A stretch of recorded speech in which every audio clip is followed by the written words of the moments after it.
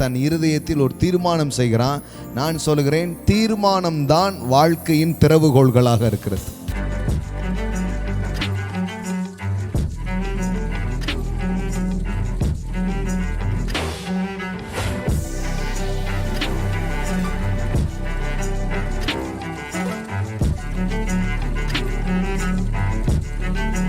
தானியேல் ராஜாவின் போஜனத்தினாலும் அவர் பானம் பண்ணும் திராட்சை ரசத்தினாலும் தன்னை தீட்டுப்படுத்தலாகாது என்று தன் இருதயத்தில் தீர்மானம் பண்ணிக்கொண்டு தன்னை தீட்டுப்படுத்தாதபடிக்கு பிரதானிகளின் தலைவனிடத்தில் வேண்டிக் கொண்டான்.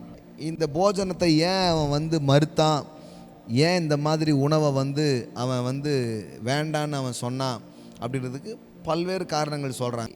ஏதோ ஒன்று, இந்த மாதிரி தீட்டுள்ள காரியத்தை நான் என்ன பண்ண மாட்டேன், சாப்பிட மாட்டேன், இது எனக்கு வேண்டாம் அப்படின்னு சொல்லிட்டு ஒரு தீர்மானம் பண்ணுகிறான்.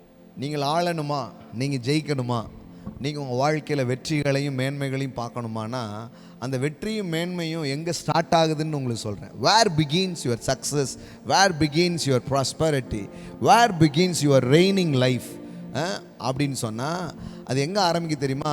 சூழ்நிலையோடு ஒத்து போகாமல் அந்த சூழ்நிலைக்கு நடுவில் ஒரு மனிதன் ஒரு தீர்மானம் எடுக்கிறான். இது என்னை தீட்டுப்படுத்தக்கூடாது என்று தன் இருதயத்தில் ஒரு தீர்மானம் செய்கிறான். நான் சொல்கிறேன், தீர்மானம் தான் வாழ்க்கையின் திறவுகோள்களாக இருக்கிறது. Decision is the key. Decision is the key. when you make the decision, எப்போ நீங்கள் ஒரு தீர்மானத்தை நீங்கள் செய்கிறீங்களோ அதுதான் வெற்றியின் ரகசியமாக இருக்குது. ஜெயிக்கிற எல்லாருடைய வாழ்க்கையிலையும் நீங்கள் ஒரு காரியம் பார்க்கலாம், அதுக்கு பேர் டிசிஷன், தீர்மானங்கள். அப்போ வாழ்க்கையும் சூழ்நிலைகளும் தன்னை ஆளும் தன்னை கட்டுப்படுத்துன்ற ஒரு நிலைமை இருக்கும் பொழுது இல்லை அப்படின்னு ஒருத்தன் தீர்மானம் பண்ணுறான். தீர்மானம் பண்ணோன்னே என்ன நடக்குது பாருங்களேன். தேவன் தானியேலுக்கு பிரதானிகளின் தலைவனிடத்தில் தயவும் இரக்கமும் கிடைக்கும்படி செய்தார். இன்னைக்கு நான் உங்களுக்கு சொல்லட்டுமா, வெற்றி வேண்டும் என்றால், செழிப்பு வேண்டும் என்றால், சந்தோஷத்தையும் மகிழ்ச்சியையும் வாழ்க்கையில் உயர்வுகளையும் தேவன் வைத்திருக்கிற நல்ல காரியங்கள் நீங்கள் அனுபவிக்கணும்னா டிசிஷன் ரொம்ப முக்கியமாக இருக்குது. பிரதர், டிசிஷன் எடுத்துட்டா போதுமா? நீங்கள் டிசிஷன் எடுத்தீங்கன்னா கடவுளே உங்களுக்கு உதவி செய்ய ஆரம்பிப்போம். ஹல்லேலூயா. தீர்மானிக்கிறவர்களுக்கு தேவன் உதவி செய்கிறார். எப்போவுமே ஒன்று தெரிஞ்சுக்கோங்க, life is a full of decisions. வாழ்க்கை என்பது ஒரு தீர்மானங்களால் ஆனது.